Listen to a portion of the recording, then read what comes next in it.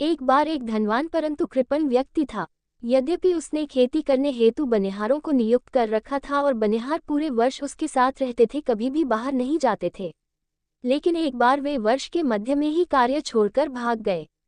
जब ग्रामीणों ने बनिहारों से पूछा कि अपना बरस भर का कमाया हुआ मजदूरी छोड़कर क्यों भाग गए, तो उन्होंने उत्तर दिया, हमारे स्थान पर तुम ये करना चाहोगे। वर्ष के इस व्यस्त समय में वह हमसे बड़े प्यार से बात करता है, अच्छा भोजन देता है, लेकिन जब अनाज इकट्ठा हो जाता है तब हमें भूखा रखने लगता है।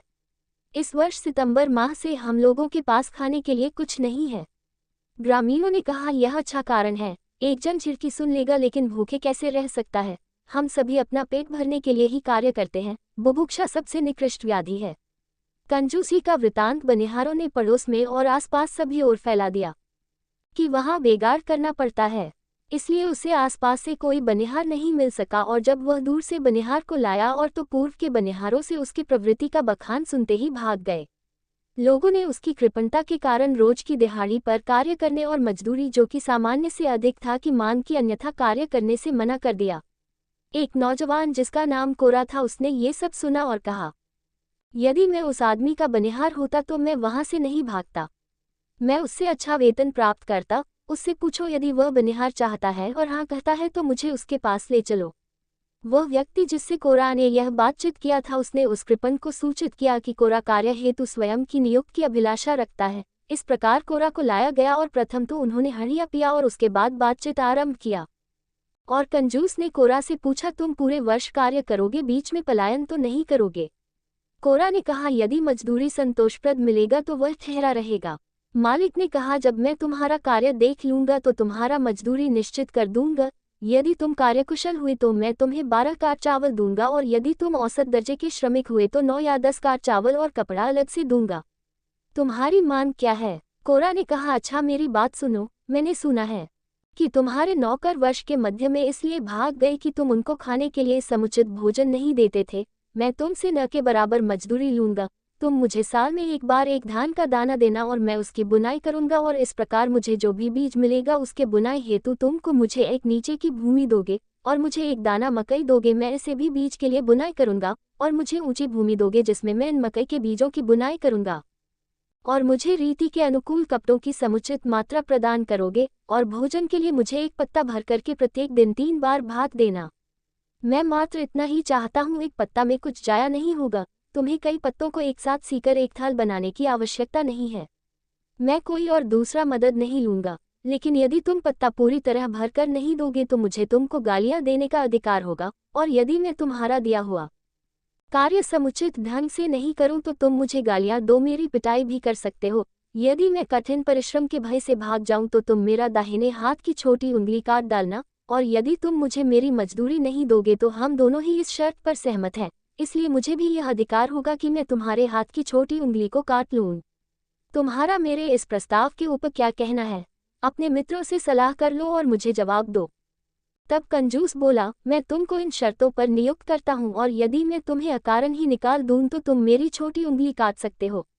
तब कोरा ने उस व्यक्ति की तरफ घूमकर कहा, तुमने इन बातों को सुना है, यदि इसके बाद कोई विवाद उत्पन्न होगा तो मेरे साक्षी रहोगे। इसलिए कोरा ने कार्य आरंभ किया, और पहले दिन उन्होंने उसे एक सखुआ के पत्ता पर भात दिया और कोरा एक ही निवाला में उसे खा गया। लेकिन अगले दिन उसने एक केला का पत्ता लाया और कहा, मुझे इसमें भात दो, और ध्यान रखना ये पूर्ण रूपेण भरा हुआ हो। और उन्होंने ऐसा करने से वर्जित कर दिया, और उसने कहा, क्यों नहीं, ये केवल एक ही पत्ता है और उनको देना ही था, क्योंकि यह कोरा के अधिकार में था। इसलिए वह अपनी इच्छानुकूल यथेष्ट आहार ग्रहण किया, और प्रत्येक दिन कोरा केला का पत्ता लाता था, जब तक कि उसके मालिक की पत्नी इससे तंग हो गई और अपने पति से बोली, तुमने ऐसा नौकर क्यों रख लिया है, वह पूरे हड़िया का भात अकेले खा जाता है। पति ने उत्तर दिया, चिंता मत करो, उसका पल्लेदारी नहीं के बराबर है, वह सिर्फ स्वयं के लिए कार्य कर रहा है। इस प्रकार कोरा को पूरे वर्ष एक केला के पत्ता में भरकर भात मिलता रहा, और वह अपने कार्य के प्रति कभी अकर्मण्य नहीं था, इसलिए वे कार्य के परिणाम में कभी भी कोई त्रुटि नहीं निकाल पाए। और जब संवत समाप्त हुआ तो उन्होंने उसे एक दाना धान एक दाना मकई उसके पारिश्रमिक स्वरूप दिए। कोरा उसको भी सावधानी से रख लिया, और उसके मालिक का पुत्र ये देखकर हंस पड़ा और कहा, ध्यान रखना, इसे गिरा मत देना या चूहा को मत खिला देना। कोरा कुछ जवाब नहीं दिया, लेकिन जब मकई के बुनाई का मौसम आया तो उसने अपने मकई के दाना को लिया और उसका रोपण गोबर के ढेर के साथ कर दिया, और उनको बुलाकर जहां उसने बुनाई की थी उस जगह को दिखा दिया, और धान की बुनाई के समय उसने उसे अलग स्थान पर बुन दिया। और जब धान के बेहन का स्थानांतरण का समय आया तो कोरा ने इस धान के बेहन को एक गड्ढे में लगाकर उन लोगों को बुलाकर दिखाकर स्थान चिन्हित करा दिया। जब मकई पककर तैयार हुआ तो पौधा में 2 गुल्ला बड़ा और एक छोटा गुल्ला लगा हुआ था, और धान के बीच से अनेक धान की बालियां निकली। और जब फसल पककर के तैयार हो गया तो उसने उसे काट करके पौधे की पिटाई करके उससे एक जोड़ा धान मिला, और उसने मकई और धान को बीज के लिए निकाल कर अलग रख लिया। और अगले वर्ष उसने इन बीजों को अलग बुनकर एक बड़ा टोकरी धान और मकई उगाया, और उनको भी बीज के लिए रख लिया। और इस तरह 5-6 साल में उसने कंजूस के अच्छी उपज वाली सभी खेतों को अपने बीजों को बुनाई के ले लिया। और कुछ वर्षों के उपरांत उसने धान के सभी अच्छे खेत ले लिए। नियोक्ता इससे अत्यंत दुखी था, परंतु उसने देखा कि कोई शिकायत करना व्यर्थ है और मालिक इतना निर्धन हो गया कि उसको कोरा के नौकर की तरह कार्य करना पड़ा।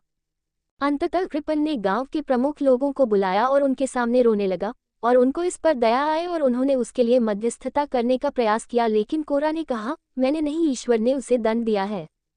इसने दीर्घकाल तक गरीबों को बिना कुछ दिए कार्य करने को विवश किया है, इससे ये भुगतना ही पड़ेगा। इसके छोटी उंगली को काट डालो, मैं इसके साथ हुए समझौता को खत्म करता हूँ, और उन सभी बनिहारों को बुलाओ जिसके साथ इसने छल कपट किया है, मैं उनका चुकारा करूंगा। किंतु कृपन अपनी उंगली को कटवाना नहीं चाहता था। तब कोरा ने कहा, उसकी उंगली को मत काटो और मैं उसका आधा जमीन भी वापस कर देता हूँ। कंजूस इस पर सहमत हो गया और उसने ये वादा किया कि भविष्य में वह अपने बनिहारों से अच्छे से व्यवहार करेगा। और अपने अपमान को कम करने हेतु उसने अपनी बेटी का ब्याह कोरा के साथ कर दिया, और उसने ये स्वीकार किया कि यह उसकी अपनी मूर्खता के फलस्वरूप ही यह संकट आ पड़ी। कहानी का अभिप्राय, अन्याय का आयु बड़ी छोटी होती है, शीघ्र ही उसका प्रतिकार करने वाला सामने आ जाता है।